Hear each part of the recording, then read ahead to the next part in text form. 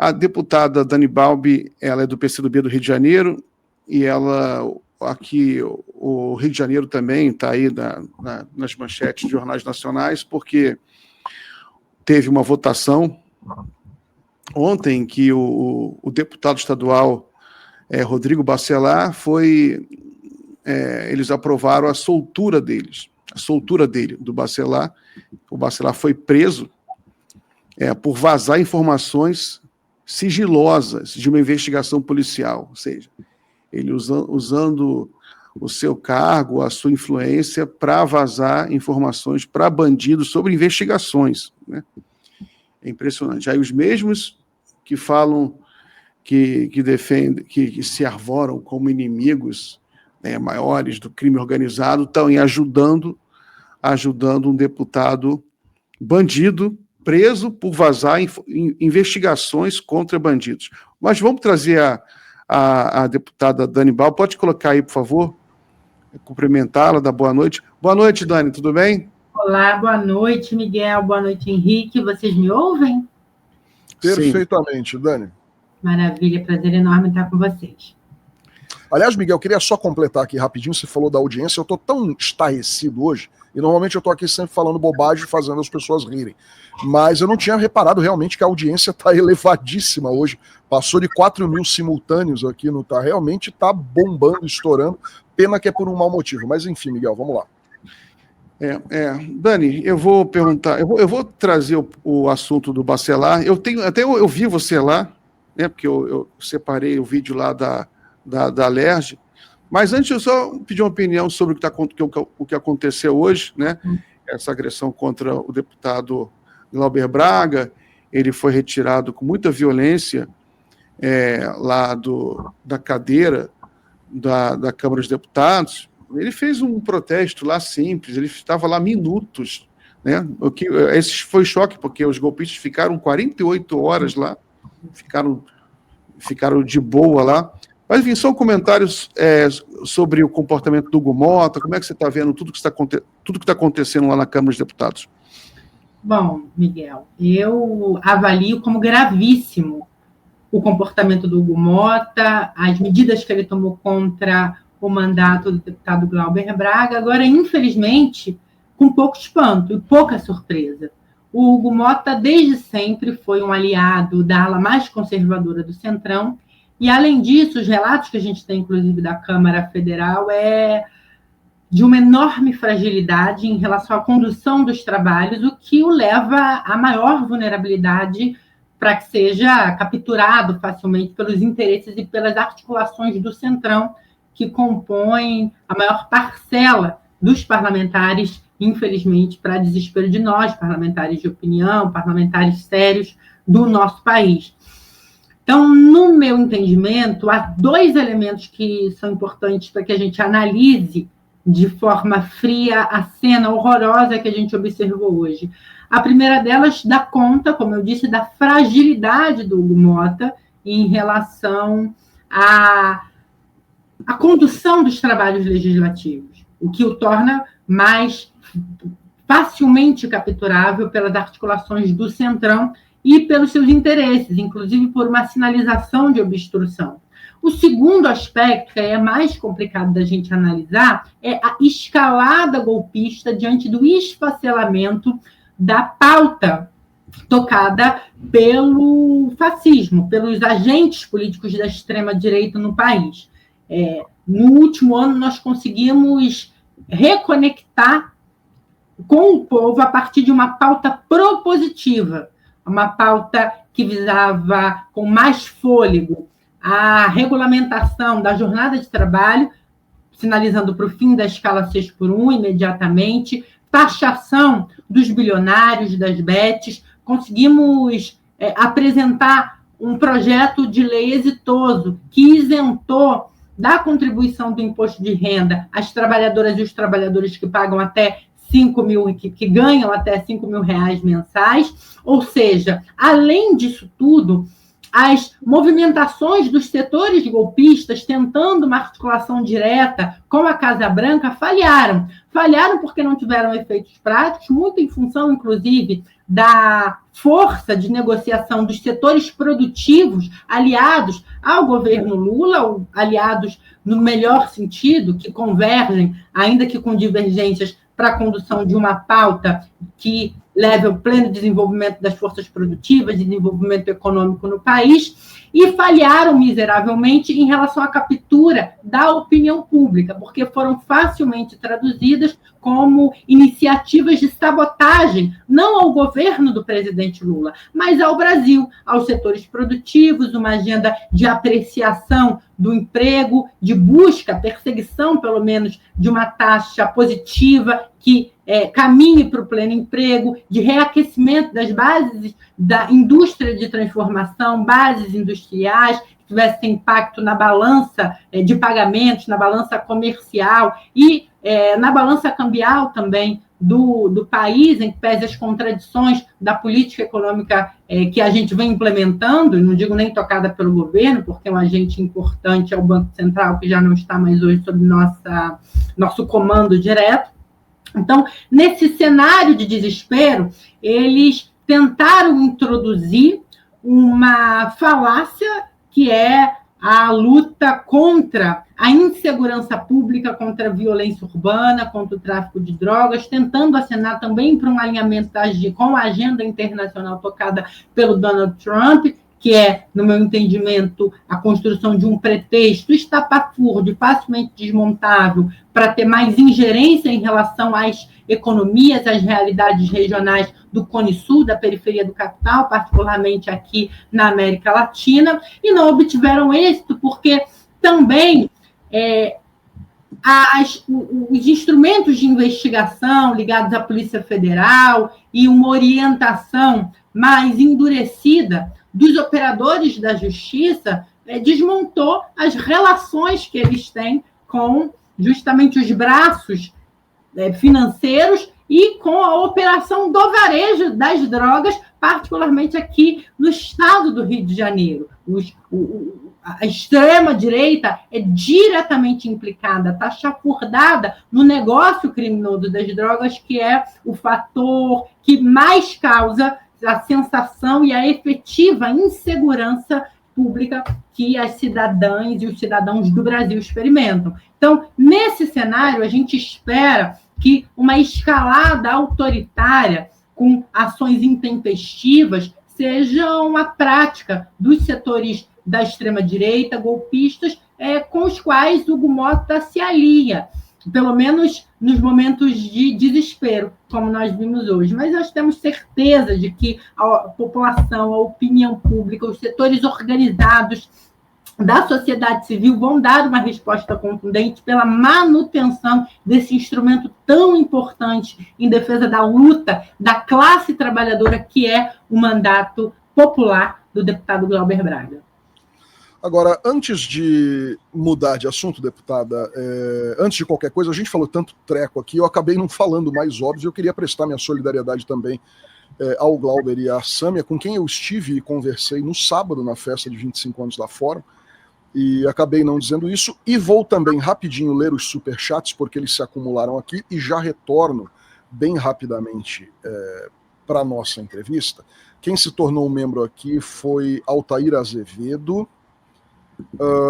Quem mandou um superchat foi o Júlio Nunes, falando assim: fora marmota, você é a vergonha do Nordeste e do Brasil, mobilização contra esses desmandos desse ditador que é demais fascista, Piauí presente. Temos também superchat do Diogo Alecrim, que diz assim: Alcolumbre já disse que vota hoje no Senado o PL para livrar o Bolsonaro da cadeia, é golpe. Essa parte eu não vi, não tenho como confirmar essa informação da parte do Alcolumbre. Não sei nem se vai ser votado hoje na Câmara, porque está meio estranha essa história ainda. Mas não vai tirar o Bolsonaro da cadeia, não. Isso aí não vai... Não é isso. É dosimetria, é outra coisa. Dosimetria. Não sei, mas enfim... Mas é grave, porque o Paulinho da Força está com a história de reduzir para 2 anos a pena do Bolsonaro. Aí Não, mas reduzir para... Mas essa parte, Miguel, me parece que há uma lorota em torno disso, porque o PL dele prevê apenas a fusão entre 2 crimes semelhantes, que é o crime de tentativa de golpe de Estado e atentado violento contra o Estado Democrático de Direito. E isso não tem nada a ver, a pena dele cairia para mais ou menos 14 ou 16 anos.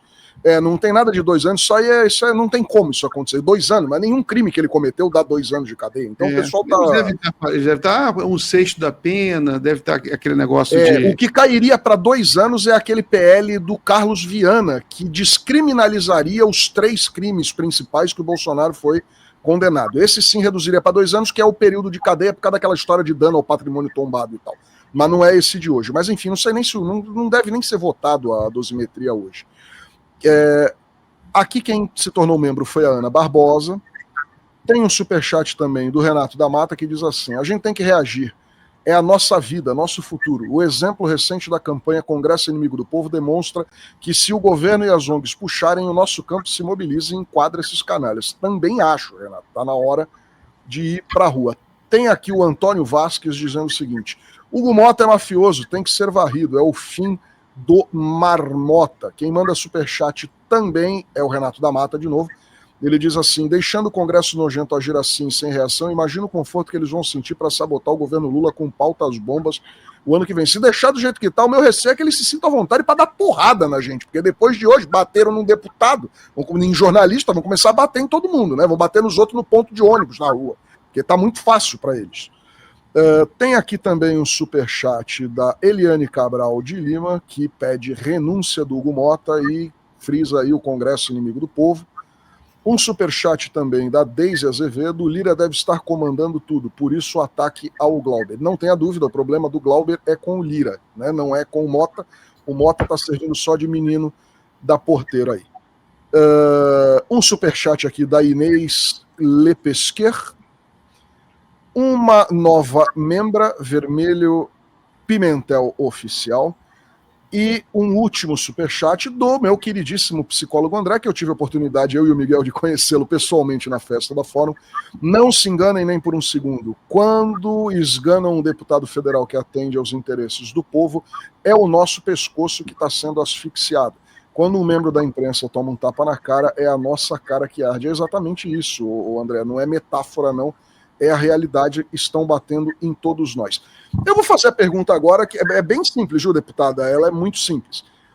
Lá na Alerj, nós tivemos o dobro de deputados, 42 que votaram a favor de suspender a prisão do presidente Rodrigo Bacelar e 21 que votaram contrariamente.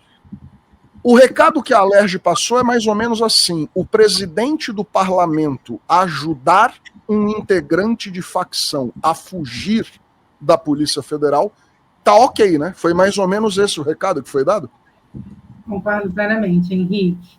Primeiro, entender quais são as forças que apoiaram Bacelar desde a primeira hora. As mais retrógradas, conservadoras, aquelas que têm ligação com domínio territorial há muito tempo, de que forma seja domínio territorial através daquilo que a gente configura hoje como milícia, domínio territorial também através daquilo que a gente vem chamando há algum tempo de tráfico de drogas e os seus esquemas de comércio e de exploração comercial e econômica naqueles territórios dominados, que vão construindo e fortalecendo os poderes de portentados locais que ou estão diretamente implicados na política, ocupam cargos na institucionalidade, ou que vendem esse domínio como curral eleitoral, como voto de nicho, para que alguns parlamentares que ocupam a Assembleia Legislativa do Estado do Rio de Janeiro hoje se perpetuem no poder.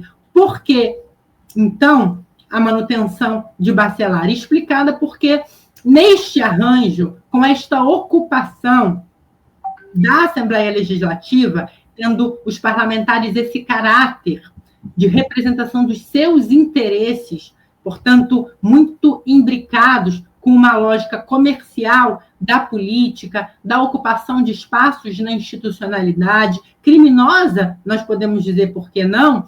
Bacelar não só um espelho, pelo menos as políticas que conduz Bacelar se torna um espelho e se torna uma extensão dessas práticas, como também a possibilidade de blindá-los de outras investigações, blindar o parlamento de investigações que podem levar ao desmantelamento dos seus acordos e das formas como eles ocupam os territórios para ocupar a institucionalidade. Perfeito. Miguel? Voltando aqui para a questão nacional, daqui a pouco eu quero perguntar mais também sobre o Bacelar, perguntar sobre os desdobramentos, sobre onde entra o Cláudio Castro nisso, mas vamos voltar para a questão nacional. Eu quero perguntar, a gente tem o Bolsonaro preso, Dani, e agora o Flávio Bolsonaro se apresenta como candidato, como pré-candidato a presidente da República.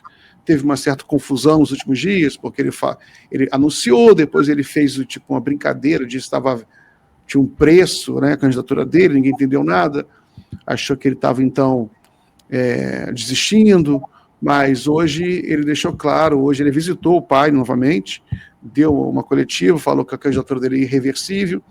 A gente teve ontem o Tarcísio de Freitas, ontem, o Tarcísio de Freitas, governador de São Paulo, declarando apoio. Você tem aí uma certa movimentação do centro, uma certa insatisfação, né? Mas o fato é que, aparentemente, então, o Flávio Bolsonaro, pelo que eu ouvi hoje, na entrevista dele, ele está decidido, né? O Jair Bolsonaro, o pai dele, está decidido a manter essa candidatura até o fim.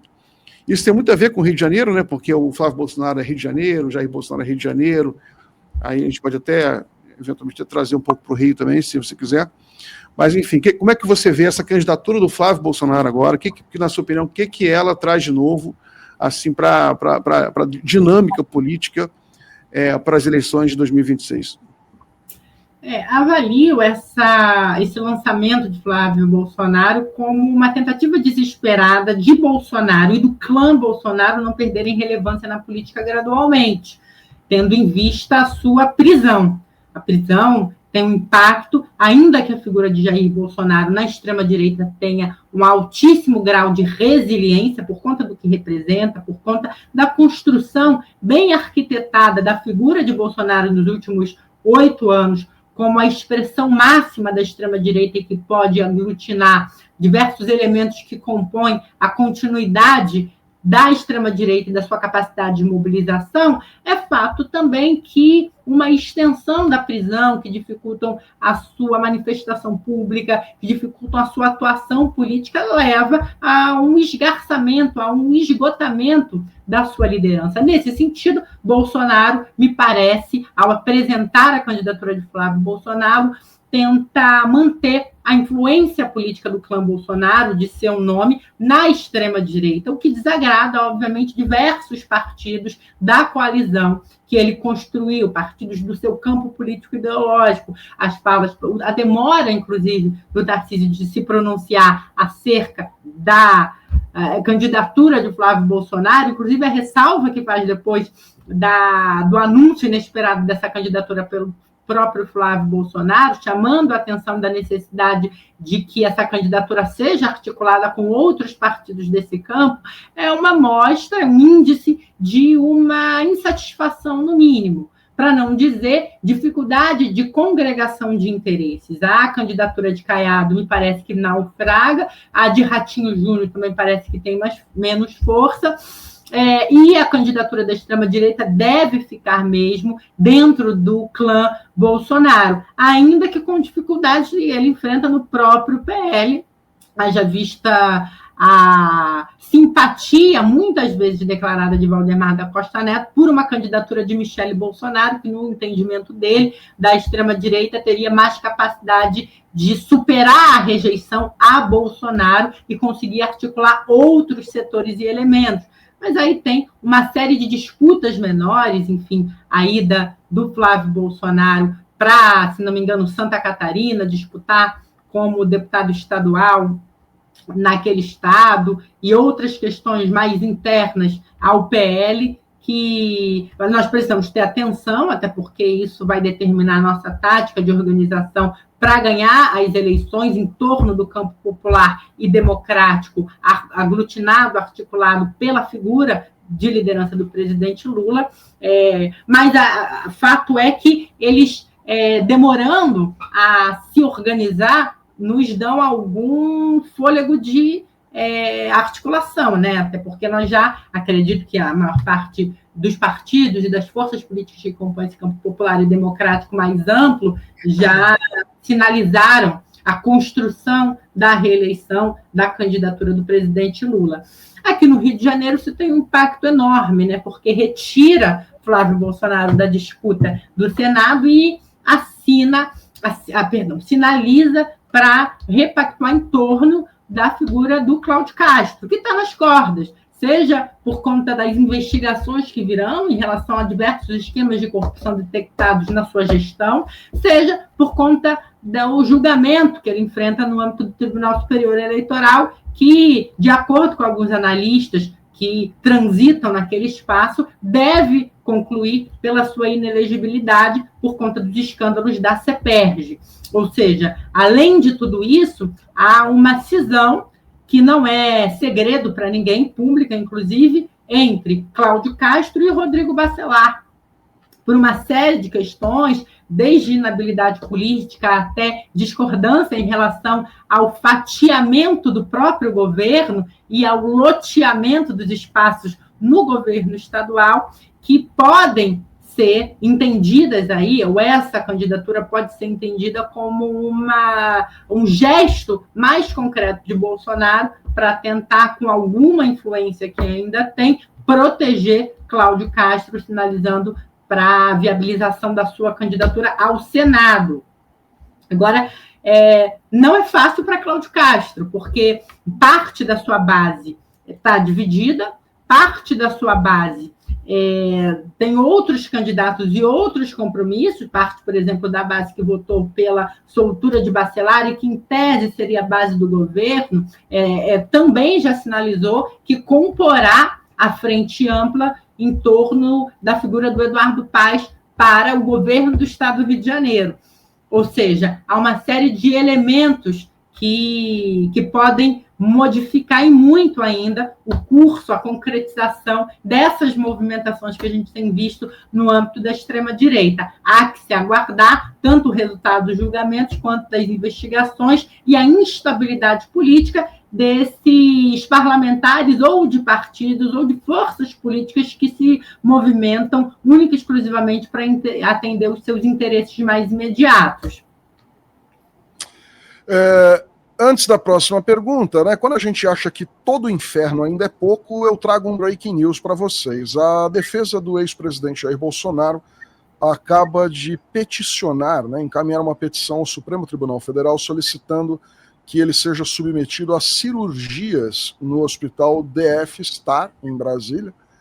Não diz o que é a cirurgia e já pede de antemão que, como vai fazer a cirurgia, que não diz do que é a cirurgia, ele vai precisar de prisão domiciliar humanitária. É uma espécie de um migué tunado, é um migué plus. Ele já vem com o pedido de cirurgia, sem dizer o que é a cirurgia, e já diz que, não, mas quem faz cirurgia não pode ficar na cadeia, tem que ir para casa e tal. Enfim, cada hora é um inferno completamente diferente. E de pensar que esse sujeito está preso só há 2 semanas e já está esse pandemônio todo e esse fricote, essa coceira no fiofó, que ele não consegue ficar na cadeia, ele precisa voltar para casa de qualquer jeito. Vou aproveitar, essa nem era a nossa pauta, né, deputada, mas vou ter que falar dela. O que você acha disso aí? Já está, pelo jeito, agora viu que por um caminho não deu e por outro não vai dar. O preço do filho dele era a anistia, mas aí ofereceram uma contraproposta que é a dosimetria, que eu duvido que vá ter efeito prático, mas se tiver, seguirá preso, porque terá 14, 15 anos de condenação, ainda vai ficar um bom tempo na cadeia. Como é que você vê esse pedido aí? É mais uma manobra, ao que parece, justamente por não indicar o que seria essa cirurgia. Né? Cirurgia do quê? Porque o problema que ele tem mais grave é o do abdômen, ok. Mas até onde se sabe, ele não tem nada no abdômen.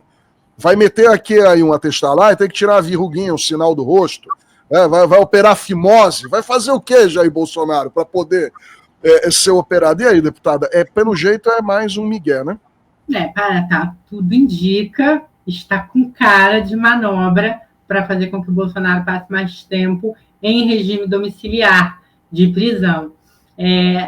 Bolsonaro enfrenta esse problema há algum tempo, ele, inclusive, acredita a continuidade, a agudização do problema que ele tem na região do abdômen, a facada. Há uma série de especulações a respeito, eu não queria entrar nesse mérito, há quem diga, inclusive, que são outros problemas que não teriam em absoluto nada a ver com a facada, e ele utiliza do expediente da internação ou do agravamento dos problemas dele em relação às questões na região do abdômen, sempre que se vê na iminência de ser preso ou quando algum fato político pode piorar a sua imagem, ele recorre e corre, literalmente, para o hospital. É claro que, enfim, nós, do campo popular, democrático, humanistas, sempre desejamos o melhor tratamento, inclusive somos defensores dos direitos humanos para todos, mas que, obviamente, que a justiça seja feita, que o sistema penitenciário avalie, inclusive que os médicos do sistema penitenciário avaliem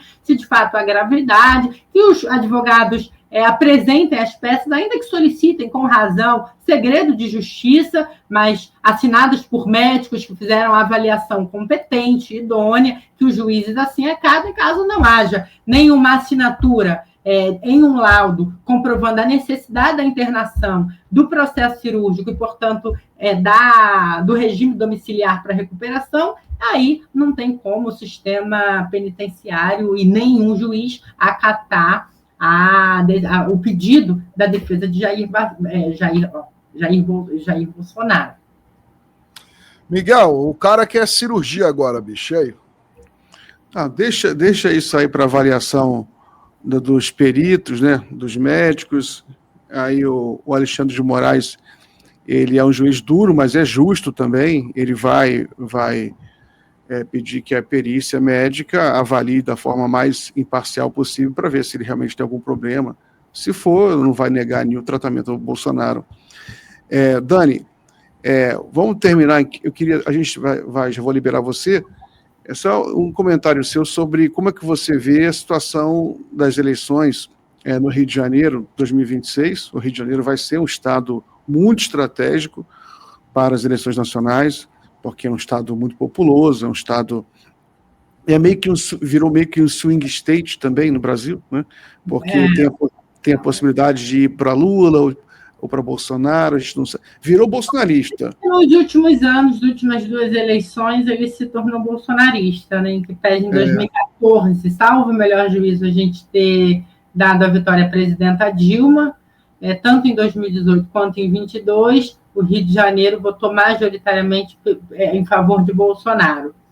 Isso tem a ver também com desculpa o termo, a qualidade ou a baixa qualidade das figuras políticas do Rio de Janeiro, inclusive, eu não digo aqui porque são da extrema-direita ou porque são da direita, mas, inclusive, em comparação às figuras de direita historicamente que ocuparam o Rio de Janeiro, né? Na década de 90, na década de 80, nós tínhamos outras figuras políticas mais à direita, ou mais ao centro, que tinham visão estratégica, desenvolvimentista, que tinham algum apreço pelas instituições, pelo ambiente político-democrático, e isso se esfacelou nos últimos anos. Muito em função desse ambiente institucional hostil cada vez maior e, portanto, cada vez mais comprometendo a arena pública do Rio de Janeiro, com efeitos, obviamente, na economia, no desenvolvimento econômico, e as lideranças locais foram tomando um protagonismo que não lhes cabe, por conta da estatura diminuta política, de pensar o Rio de Janeiro articulado com um projeto maior de desenvolvimento nacional, de perenidade das instituições, de instabilidade política, garantida, obviamente, os preceitos, os princípios da disputa democrática.